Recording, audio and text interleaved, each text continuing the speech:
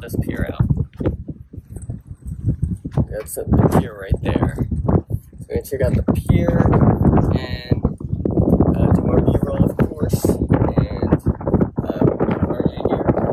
so we're gonna enjoy some sun and, of course, enjoy the views of the pier. So we'll catch you soon. All right, follow us.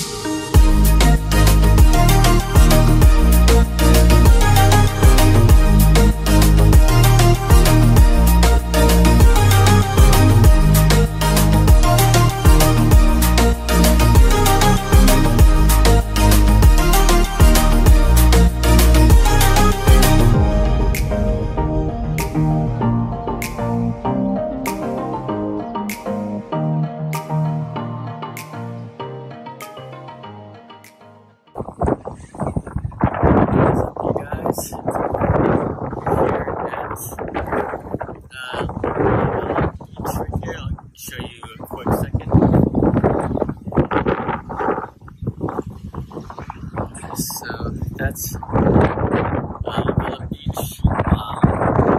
Just enjoying the views and enjoying the beach, of course. And with all the news going on, we decided that in ECP we are going to have an open-ended discussion about the whole protesting and what's going on in So, there's a lot that's going on in this world that you guys are aware of. And first it started off with the outbreak with the pandemic, and now it's been more riot that's been happening throughout the whole world with the George Floyd topic. I feel like we're living in a world that's very depressing and sad, and I think we need to lift each other up during these times, not put each other down. And that's where it comes to the unity of not just the United States but the whole world. So it's a topic that I wanted to discuss in our channel, just to bring more awareness, and us as minorities, I think we've had our share of maybe some discrimination at some point of our lives. Do you agree? I do. So we're gonna do like a quick interview, I guess you could say podcast, visual podcast. Yeah. And I have a couple questions that I want to ask Carol, and then vice versa. I'll do the same for me. So shall we begin? So the first question I have is what are your thoughts about the death of George Floyd? My thoughts are the fact that it is very sad that he did pass away, of course, due to an unfortunate event. Due to his death, this, like, obviously with the whole BLM, Black Lives Matter, and Blackout Tuesday, I believe that his death sparked that trigger on the fact that it's like the fact that people as a society, it's like we're not gonna take racism anymore. We're gonna uprise to like everything, and of course that is why the protests started happening nationwide, not just in New York City, but in the Philly area, New Jersey, in California, and everywhere else. Like I said, it is an unfortunate event, but then at the same time, it's like we as a society, we've had enough. Like the government is trying to, send like the National Guard, but then at the same time, it's just the fact that we want them to join us because of the fact that, like, I'm pretty sure that they're tired of it too. Protesting is still going on with the whole racism, because racism has been going on for like years, and of course, like it's honestly, it's 2020. Like, let's end racism now and let's lift each other up. So the second question I have is, have you ever experienced racism, segregation, or being criminalized? That is a very, very good question, actually. And fortunately, I have not been discriminated against. I have not been segregated against either. But then at the same time, I am part of the minorities. I am, of course, I'm an Asian person too. Like, there are times where I was gonna be afraid of being segregated. Someone was gonna pull out the race card on me, of course, and at the same time, like, I'm an Asian person too, the minority of the group. How can Americans make a difference? But the circumstances nowadays, it's gonna have to start with the leadership. It's gonna start with the educators to make sure that they make those changes. And when they make those changes, of course, then things will start to change too. People can just talk about it however long they want, but they have to take action in order to make that change.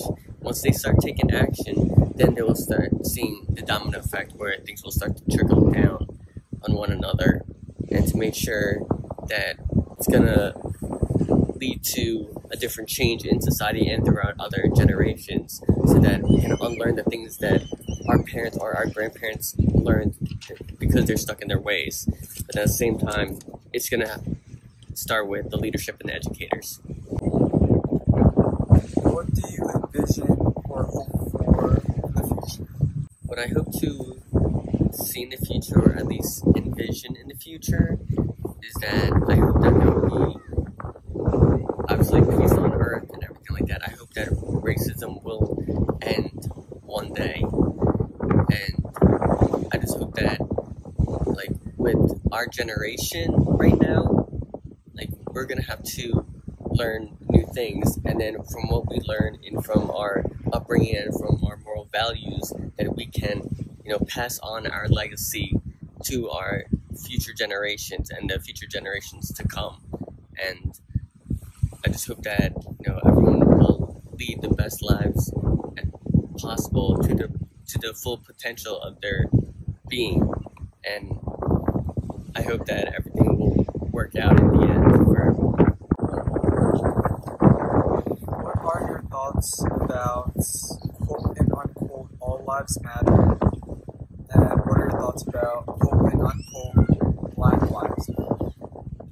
I do get the quote unquote all lives matter and quote unquote all Black lives matter. I do get the ideologies behind the quotes. At the same time, what I do believe is that we all have to lift each other up, no matter what race you are, no matter what sexual orientation you are, no matter what creed, no matter what religion, no matter what your moral value beliefs are in.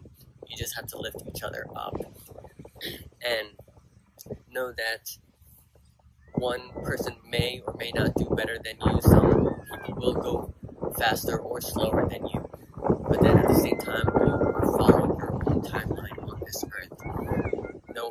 No matter what, you have to make sure you're doing your own thing, and people will try to bring negativity to you, and that's kind of messed up.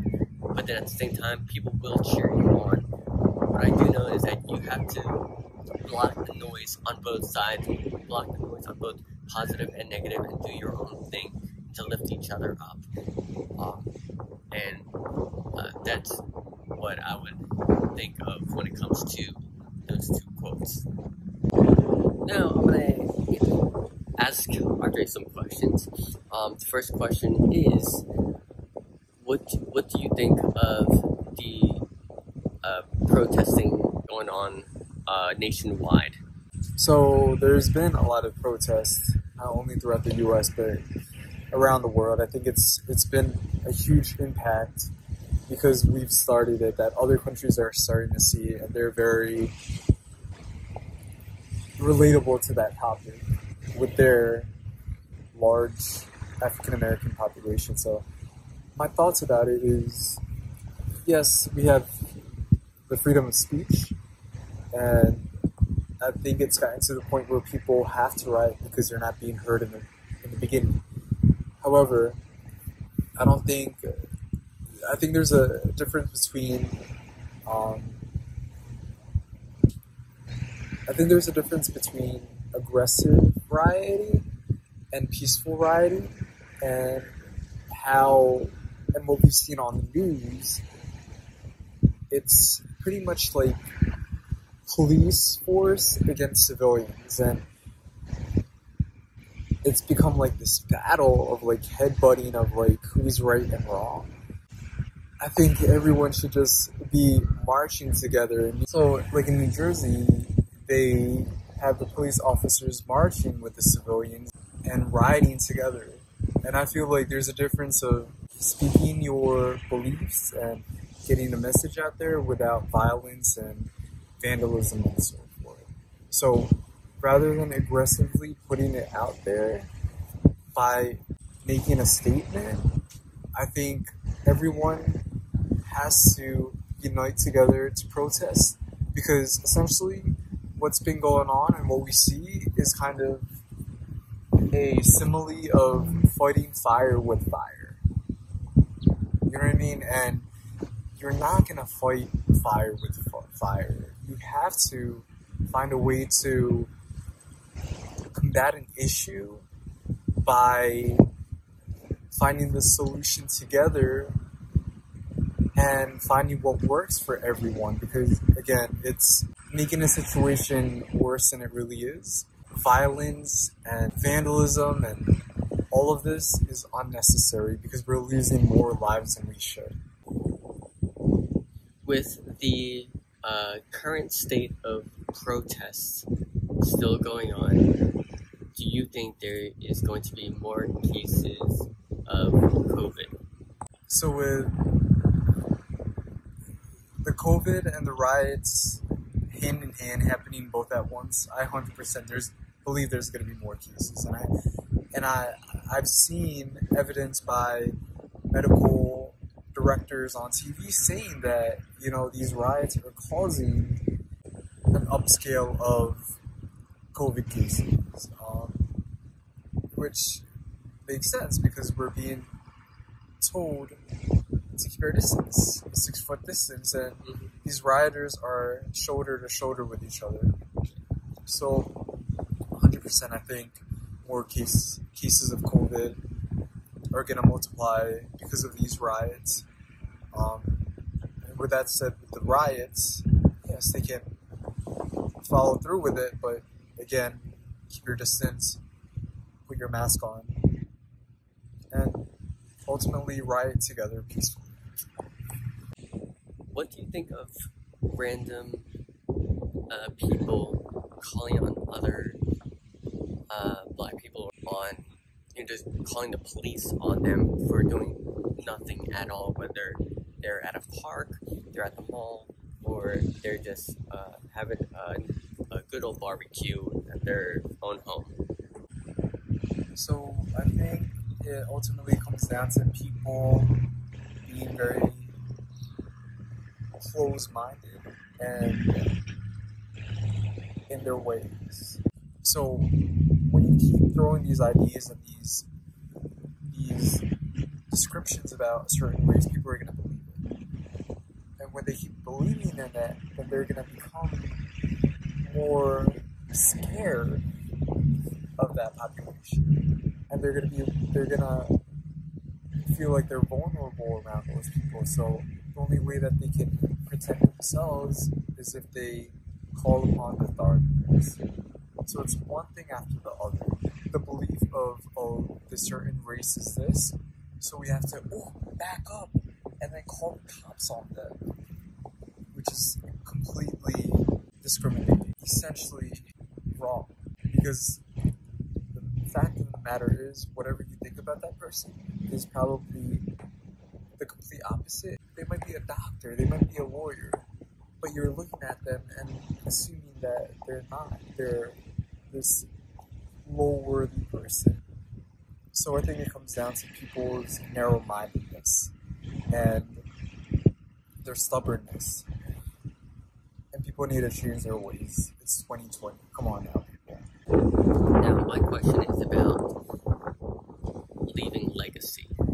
Like this is after our generation, after the millennials, and this is after Gen Z.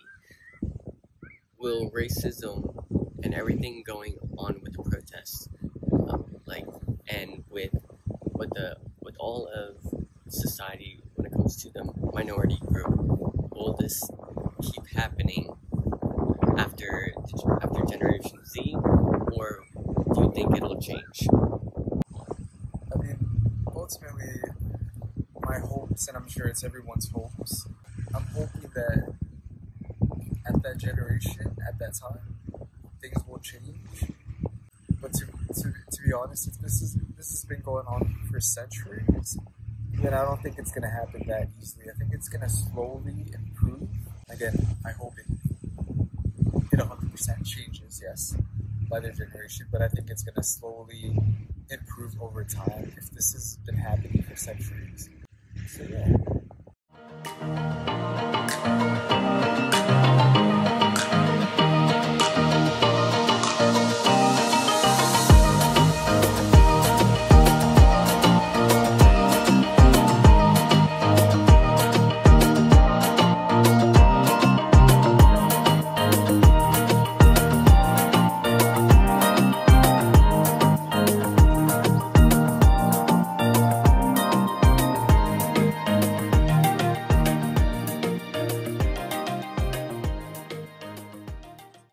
What do you got right now? I got the grilled chicken breast with rice and roasted potatoes with peppers. That looks so good. It looks amazing. Wait, so let's talk to them about it. So this is Brassa's Barbecue, which is a Portuguese barbecue joint that we found in this area. And there's not many Portuguese restaurant or Portuguese barbecue spots like in this area. Probably in Philly, but yeah, it's one of a kind. I'm excited. I've never tried Portuguese barbecue. Love trying new foods, right? Exactly. So this is gonna be a dope experience. So yeah, let's see what I got too. Here, I'm gonna open my order up. Let's see really quick. And this is what my order looks like. So, pretty much got the same thing. It looks really good because I'm starving. I'm hungry. But yeah, we're gonna start tearing this food up. And obviously, if you're in this area, definitely try it out. Brassa's and Tom's River. Brassa's and Tom's River. If you need to get some grub. So don't forget to like, subscribe, share our videos, of course. Don't forget to check out new merch coming soon. All right. Thank you so much, you guys. Thank you. Keep tagging along. Had fun. Be safe. Thank you guys. Be safe and stay safe too as well. See you guys later.